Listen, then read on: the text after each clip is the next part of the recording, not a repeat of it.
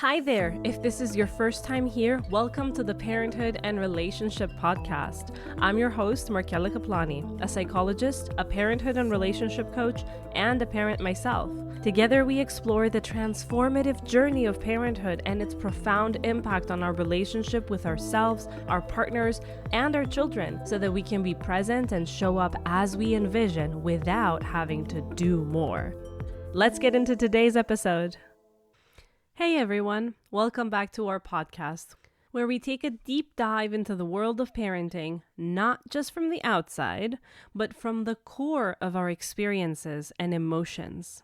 Today we're talking about a topic that is not often talked about, Patrescence. That's right, today it's all about the dads. Patrescence, similar to matrescence for moms that we discussed in episode 1, is about the emotional and psychological journey that fathers go through when they enter parenthood. It's a huge shift, and guys, it's just as transformative as any other major life change.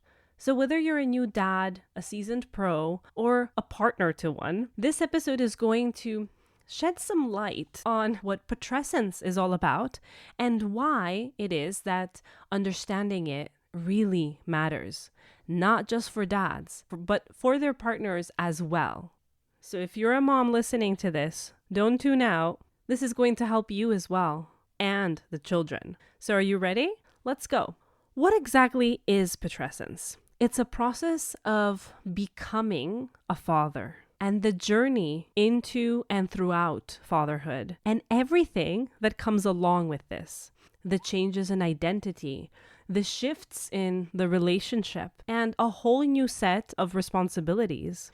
It isn't about how many diapers you can change in a day, or how little sleep you can function on. These are small aspects of what it means to be a parent. But what it really is about is how you view yourself and the world around you as you become a parent. Studies and experts suggest that many new dads experience shifts in their values and priorities.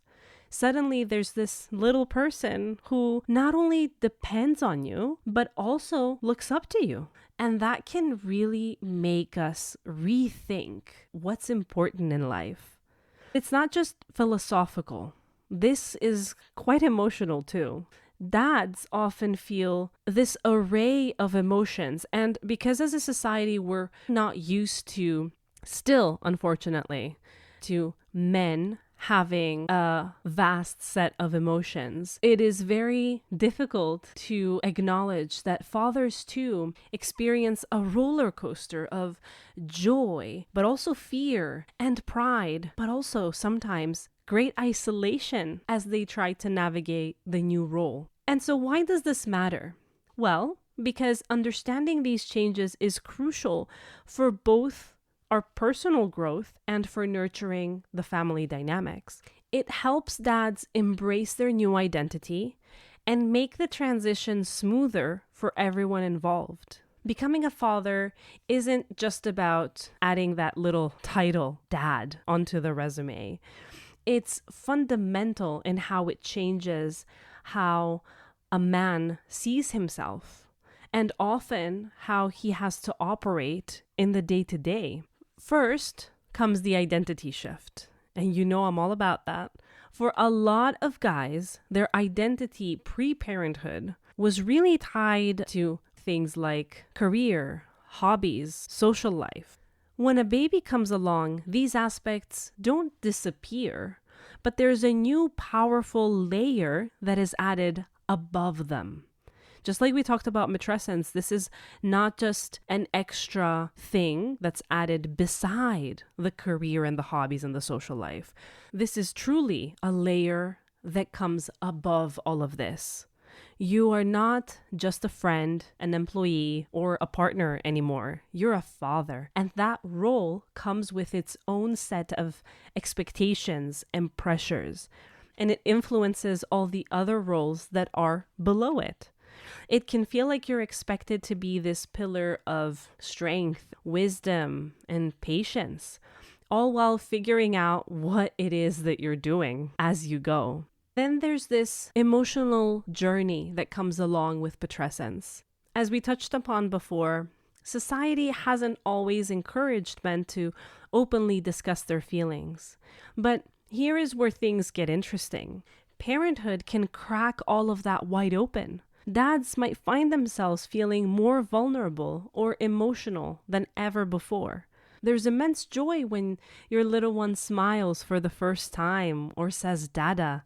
But there can also be a lot of anxiety and fear about whether you're doing things right. And guess what? This emotional upheaval can sometimes lead to feeling isolated or left out, especially if you're not sure of how to express what it is that you're going through. If it's okay to express what you're going through, because you're supposed to be strong, right? And so expressing that there's this whirlwind of emotion might feel like a failure on your part, a failure to be strong, to be the pillar for the family. But also because it's a lot to handle. And without the right support, it can really be overwhelming. It can seem like these don't go hand in hand. In general, as a society, we have not been taught to really consider emotions as intertwined.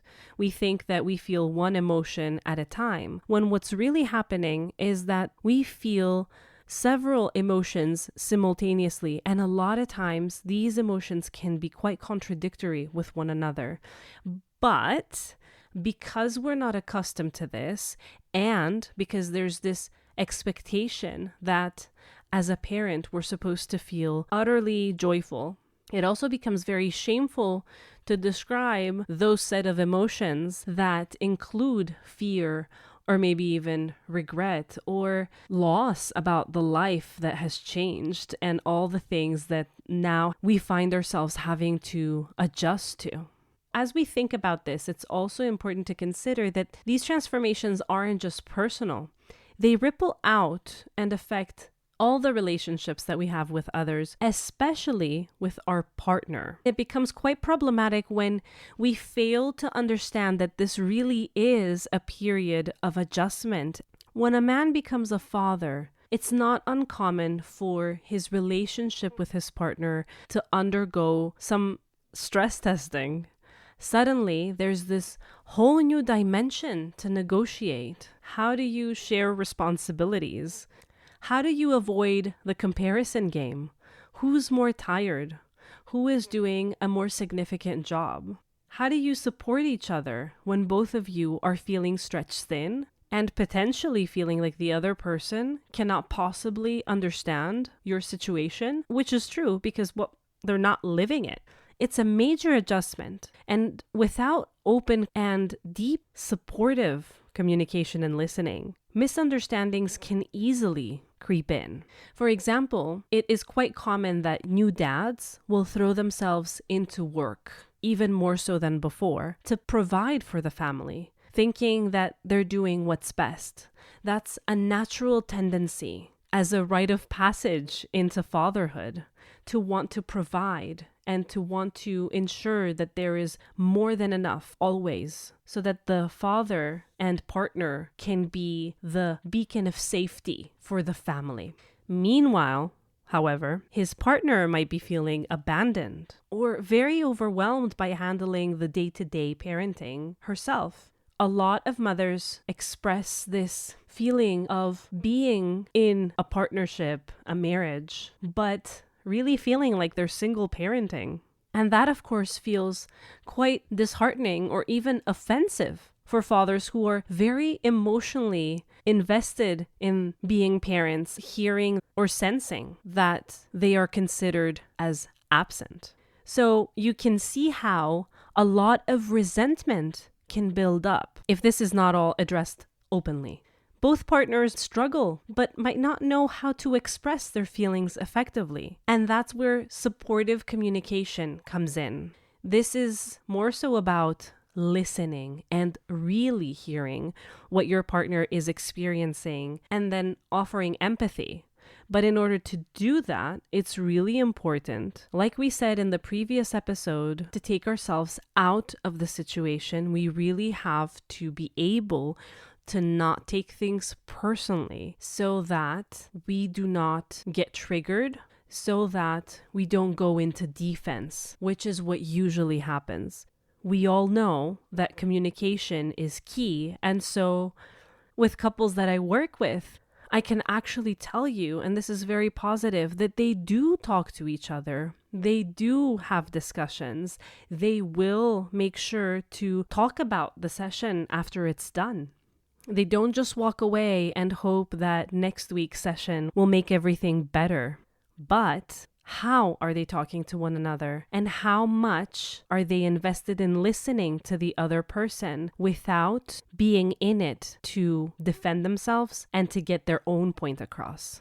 That is the difference. Couples can benefit hugely from setting time aside to check in with each other, not just about the logistics of parenting, but about their feelings and their experiences in this new chapter, and to be able to really hear each other out. And so here's a note for the moms or partners listening. Understanding Patrescence can be a game changer. By recognizing the profound changes that your partner is going through, you can foster empathy and support for each other's experiences. If we understand, for instance, that our partner will most likely, due to a process that is expected to happen to all fathers to some extent, experience this fear, and this fear is going to trigger a need for them to go out and provide, then if we truly believe this and we don't consider it an excuse, we can talk about what's really happening. Why is my husband staying an extra 2 or 3 hours in the office ever since we had a child? Does he not want to spend time with his daughter? Does he really think it's easy and that I don't need support? Is he avoiding his parental responsibilities because it's just easier to be in the office? You can imagine how if I think this way, this will cause a lot of arguments and a lot of discontent. But if I understand what's driving him to stay longer, then we can start the conversation from a different level. Maybe, most probably, this doesn't change the fact that I want him to be coming home earlier at the time that he used to. Coming from a different place doesn't mean you're going to change what it is that you want of him. But it is going to change the way that you talk to him about it.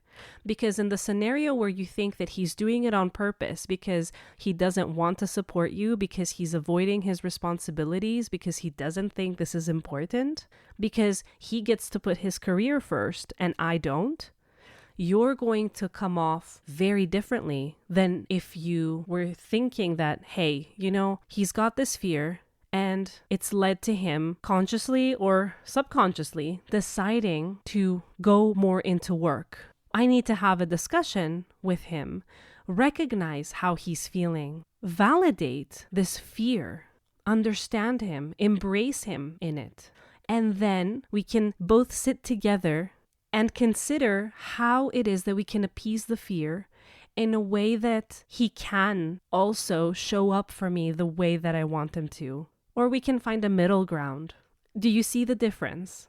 Validating these experiences is crucial, and it sets the stage for mutual growth and deeper connection. Closing the loop of the relationship and going back to dads, I would like to turn my focus back onto how Patrescence affects fathers. And one way is that it will amplify the very masculine related instinct to fix things. And this can dominate the response to family challenges.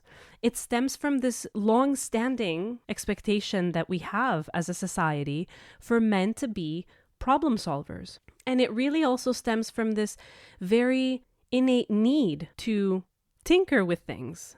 I'm reading this very interesting book, and I will not reference it now, but I will be definitely devoting an episode to it that talks about the male brain. What I want to highlight from it is that aside from conditioning, because it is true that many men from a very young age are conditioned to value action over expression and solutions over empathy, it's also part of the male brain And when I say brain, I mean the hormones that are most prominent in males than in females, that men will want to fix things, even from a young age. When a problem arises, the traditional masculine response is to find a fix. It's not to discuss the feelings or to explore the emotional nuances that are taking place in that moment. Combining this with the fact that we still equate men expressing emotional openness to vulnerability or weakness, in this context of patrescence, where the father might already be feeling insecure about his role, the fear of appearing incompetent or unprepared can really intensify. This fear can prevent fathers from openly discussing their struggles, as they might believe, many of them do believe, that they need to uphold an image of control and power and strength. Functioning from this perspective, looking at things their whole lives really from this lens of emotions being a hindrance to finding a solution and linking their value with providing solutions, then it becomes quite difficult to relate to a partner who's going through the motions and needs to be validated, needs to be heard in her experience. You can understand that when operating from this perspective, when looking at things from this lens, that emotions get in the way of solutions, it becomes quite difficult to just switch that off and then be able to listen to my partner who wants to just express her emotions sometimes. She's not looking for a solution. When she wants to talk about her feelings of exhaustion and loneliness or frustration, the dad's immediate response might be to offer some kind of a solution rather than to simply provide the support that is given by being there and listening. This fix-it approach inadvertently dismisses the partner's need to be heard and understood. It rather feels like she is being corrected. And so, Dad, if you're listening, when the mother of your child is expressing her emotions, she is just talking about her emotions and she's not looking for a solution. Keep that in mind. Remind yourself consciously every single time. And 2, she is not doing it to invalidate you. And if you believe that that's the case, it's important that you ask. It's also the case that I've seen that a lot of times the mother will talk about feeling exhausted and the father will get visibly upset or will even comment on this in an argumentative tone. Because what happens there is that he takes it personally, believing that she's insinuating he's not helping enough, when that's not what she said. She was talking about her experience. So it's really important to remember these 2 things. Write them on a post-it if you have to. Remind them to yourself every single day before you set off for work and after you come back home, that the feelings she's expressing are not necessarily about you.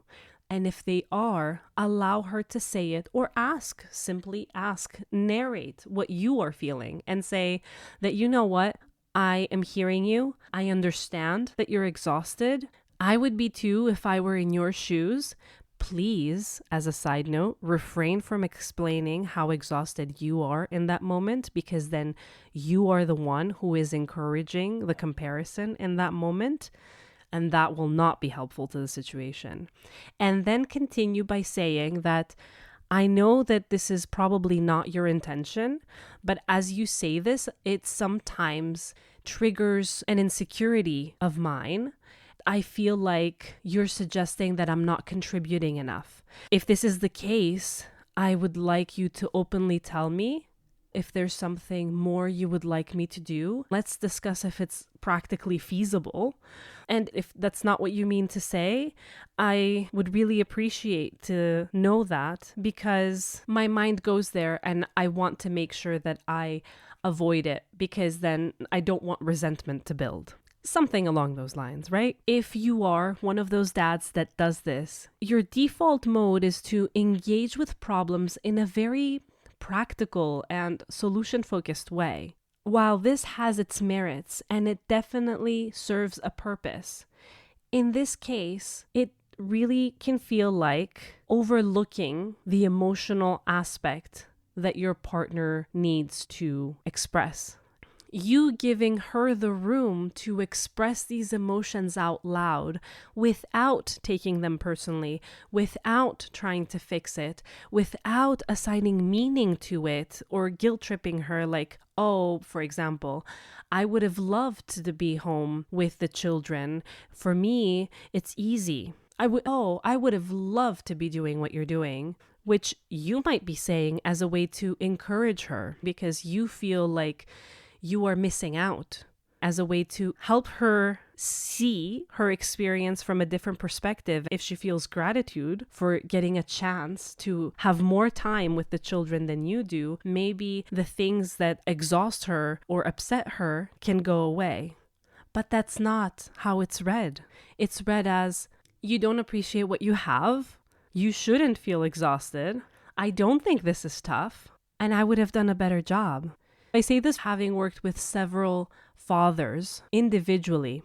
It is really genuine that you as the dad and as the partner are trying hard to reframe the situation in a positive way to relieve your partner. For a lot of men, what's actually come up quite often is that when they see their partner struggling emotionally, they get triggered. And they become so heavily affected by this sadness that they really, really need to do something about it. Not solely based on the fact that they really love their partner, but also because now they are upset. They are very upset. Therefore, finding balance between fixing and feeling is very crucial. Dads will benefit from recognizing that sometimes the best support they can offer is not a solution, but a listening ear and an open heart that can process these emotions, that can create room for them. Holding these emotions is the solution. This shift can lead to meaningful exchanges between partners where both of you feel seen and supported. But I would also encourage you as the dad to express your own vulnerabilities so that you can foster this balance even better. This can break down the barriers of traditional masculinity and show that true strength lies in emotional openness, mutual support. This not only helps your partner feel more supported, but it will model healthy emotional behaviors for your children too. As we wrap up our discussion on Patrescence, it's really important to consider why it's very beneficial for you as the father to understand the process and to really reflect on your emotions, to acknowledge all these societally unaccepted emotions that you are feeling anyway, and to pause and let them be. Because the more you ignore them, the more you see them as weakness, the more they control you, the more they have power over you subconsciously. You lose your right to see them, and so you have no overview of how they are affecting your day-to-day life, your day-to-day interactions with others, especially your partner. And then for you as the mom to understand what's happening isn't just about easing tension or avoiding misunderstandings. It's also about using matrescence and patrescence as a stepping stone to a deeper connection within the family and to foster an environment where everyone feels supported and valued. This process, this big change, these roller coaster of emotions that are going on within each of you do not necessarily result in bad communication, in misunderstandings, in drifting apart. They can actually do the quite opposite just as well if we take the opportunity to really address what is happening, how we're changing, and how these changes can be positive. Acknowledging the emotional and psychological shifts in fatherhood can help you and your partner see beyond the surface level frustrations. For instance, if you as a new dad seem to be withdrawn or stressed, understanding that this could be a sign of struggling with your identity change or with feelings of inadequacy can lead to both you feeling more compassion toward yourself, giving yourself grace, and also allowing yourself room to express this to your partner. And then, in turn, it can help your partner understand you better and break the circle of frustration and reaction so that your interactions can transform into opportunities for support and connection, into feeling held. Moreover, when we understand these pressures, when we are deeply aware of our experience, then we can effectively communicate what we need from our partner. We can foster a two-way communication so that we can maintain a healthy relationship and honestly foster communication with ourselves. We can look deep inside at our needs and how we're changing. Like we talked about in the last episode, having children triggers our own inner child and its own needs. And so when we're able to understand how Patrescence will activate all of this, then we can give ourselves the permission to look within and see what our inner child needs and work on ourselves. When we bypass this whole process, when we act as if Patrescence doesn't exist, when dad is supposed to go back to work as usual, and we fail to see that work now carries a bigger burden, not only because of the responsibility to provide, but because it also takes me away from my children, then this lack of compassion, this lack of consideration leads to feeling isolated, misunderstood. It creates less space to express myself. And then it creates less space for me to feel like what I am experiencing is valid. If we take the partner, the mother, aside for a second, if I don't feel that this experience is valid, then there is no space for me to look deep within and address what's happening because it's not supposed to be happening. So instead of spending my energy looking at what is this bringing up for me? How can I evolve from this? I'm spending my energy avoiding these feelings, avoiding these thoughts, pretending they don't exist.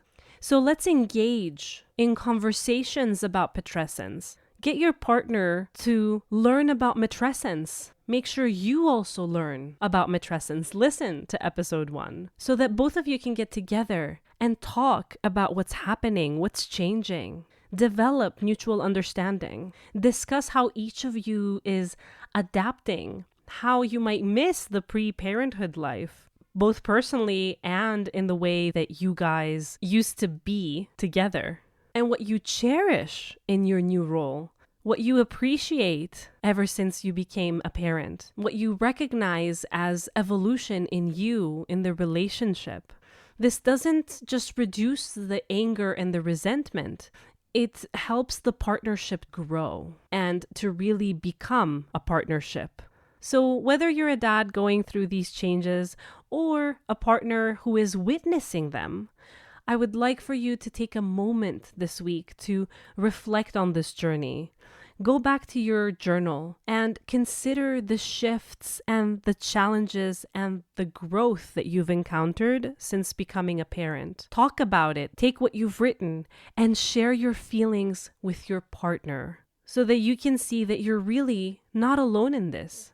Each step, each gesture you make to offer support to yourself, your inner child, and your partner is a step toward a happier and healthier personal and family life. Thanks for tuning in. I really appreciate it, and I hope to see you here next Sunday. Bye-bye.